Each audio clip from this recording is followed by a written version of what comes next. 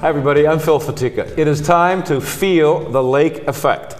And to explain what that means is the gentleman sitting next to me, John Oliver from Visit Erie. I'm feeling the lake effect, John. That's great. And Visit Erie is how you feel it. Absolutely. We're the tourism promotion agency responsible for promoting Erie County as a place for visitors and conventions to come and visit. And let's cut right to the chase. How are we doing? How are you doing? We're doing very well. Oh, yeah? And it's really our industry. The tourism industry is doing very well, and it's remarkable because this is an industry that has been doing well for the past 10 years. And we've been looking at numbers and comparing how were we 10 years ago compared to now, and we're doing that because when you start to look year to year, it really doesn't give you a true sense of what the industry's doing, what direction it's really going. But when we look over 10 years, we see tourism employment going from 10,000 people to 15,000. The amount of money that visitors are spending has doubled in 10 years. What kind of money are we talking about?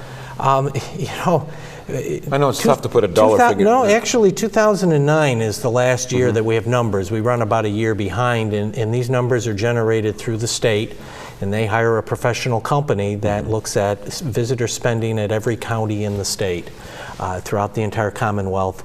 And in 2009, visitors spent $920 million in Erie County alone. How much? $920 million. Wait a minute, that's almost a bill. And I believe when we get the 2010 numbers, we will have crossed the billion-dollar threshold for what visitors are spending when they're visiting Erie. 10 years ago, we were at, I think it was $454 million 10 years ago is what visitors. We've doubled it, but when you look around and you start to see, and I often will, in talking to people that are visiting or coming back to visit Erie, 10 years ago, when you think about it, we did not have we did not have the convention center. We did not have the new Sheraton Hotel. We did not have Splash Lagoon. We did not have a number of the hotels up on Upper Peach Street. There was no casino. There was no Tom Ridge Environmental Center. There was no world-class roller coaster at Waldameer. We had half the wineries that we now have. All in 10 years. When you look at the development of the big box retail that's been in the 10 years, we've seen that double in the amount. So we've certainly, have grown and almost quietly. Yeah, I was going to say, I think a lot of our viewers are familiar with the Visitor's Guide here, which is distributed in many, many different places. And this is the don't get me wrong, this is the old media here, the print, because the younger people are saying, well, I can get this online. Can you get it online? Absolutely. I was going to say, because if you can't, boy. No, absolutely. And we for a number of years now have provided our visitor guide online. As a matter of fact, the website is? The website is visiterie.com. Real simple. It's very simple. And when you go on, and not only does it have our visitor guide, which you can go on and open up and flip it page by page, print out anything you want, we include a whole lot more detailed information on Erie online. We have an up-to-date calendar of events, of things that are taking place that, and we encourage and spend a lot of time and effort trying to make sure that our local residents are aware of where this information can be acquired, not only for themselves to know what festival's taking place this weekend, but because we find that a lot of our visitors are visiting friends and relatives. And so it kind of squashes that old, well, there's nothing to do here adage, which I'm saying, well, I would tend to disagree with you a little bit there. There's so much to do. Sometimes you go, look, I have to prioritize what I'm going to do. Right. Summers in Erie are just amazing. Yeah. The amount of things to do. There's festivals every weekend. Even during the week now, you have 8 Great Tuesday concerts. You have the Sunset concerts on Wednesday. You have the block parties on Thursday. I mean, and Mondays you have an incredible car show that takes place down in Liberty Park. So every night of the week there is something to do, and oftentimes more than one thing. And you know, this is an incredible thing. They're free. Yes. That's just, you know, free when you say, wow. We take for granted Yeah. that the peninsula in particular is a state park, and the beaches and everything, there's no charge. I mean, you can drive out there, you park for free. Now, I'm somebody who is not a native of Erie, have moved here from New York State. State parks there, you pay $10 to park your car, you pay an admission fee. I mean, you're paying for things, and you know, to be able to come here and go out to a state park and not pay a dime to park and enjoy the beaches and the water, we really have something very special. As we're taping this, the price of gas is dropping, but it's dropping. Now, one of the things that people have been encouraged to do, I think almost everywhere, is that staycation thing, is stay vacation, stay home. You know, you don't have to drive the 1,000 miles because the price of gas is just prohibitive.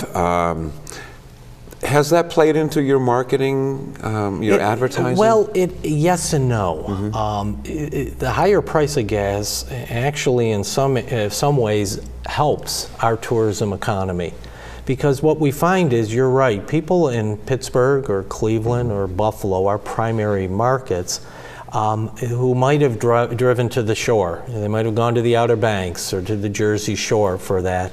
You know, reconsider a trip of that distance and look for someplace closer. You know, anecdotally, we have a large number of phone calls that have come in over the last couple of years from Pittsburgh. Now, even the economy, along with the high price of gas, saying, my gosh, we came up to the peninsula. We hadn't been to Presque Isle in maybe years and years and years, and wow, what an affordable vacation. But our marketing is, again, we market primarily and always have, whether the price of gas is cheap or expensive, Pittsburgh, Cleveland, Buffalo, Southern Ontario, all our primary market that we go to. And really, frankly, in any one of those cities, you can leave there with a full tank of gas, you can drive to Erie, you can sightsee and drive home in most cases on the same tank of gas. Yeah, that one tank kind of a thing, yes. Right, so, you know, the staycation is kind of, you know, we want people in Erie to do a staycation. We want everyone else to take a mini vacation so that they travel. But it's really worked out, you know, for our benefit. And what we find is people are saying, we had such a great time, we're going to come back again. And again, that's the perception. That's the hardest thing we have in marketing Erie. We have the tourism product, without a doubt. It's that pre-existing perception that people have of what Erie may have been in the past, or never was. But they just think it is. Sure, yeah. The good old days, right. Which sometimes weren't so good. And I can say that. Yes. I wanted to mention, a lot of people are asking me about the Erie Area Sports Commission, the Erie Area Sports Commission, and there's a tie-in with you people, I think, on that, isn't there? What is that? There is. Actually, Visit Erie, I think it was probably 4 or 5 years ago, somewhere in that area, took a look and saw a potential market for us that we thought might work, and that was going after sporting events. And they're not necessarily the big, you know, the U.S. amateur golf tournaments, those kind of things. It's soccer tournaments, it's hockey tournaments that families participate in, that we felt could provide some additional business coming into the community. We formed a sports commission. It was really staffed by someone from Visit Erie as one of many things they were doing in trying to attract meetings and groups to come here. And so we began that process of looking to attract business. And frankly, we were somewhat successful for not putting a whole lot of effort into it, that over that 4 or 5 year period, we attracted about $22 million worth of business to come into Erie, fishing tournaments and those kind of things. But what we began to look at and say is this could be a whole lot more productive. At least we believe that it could be.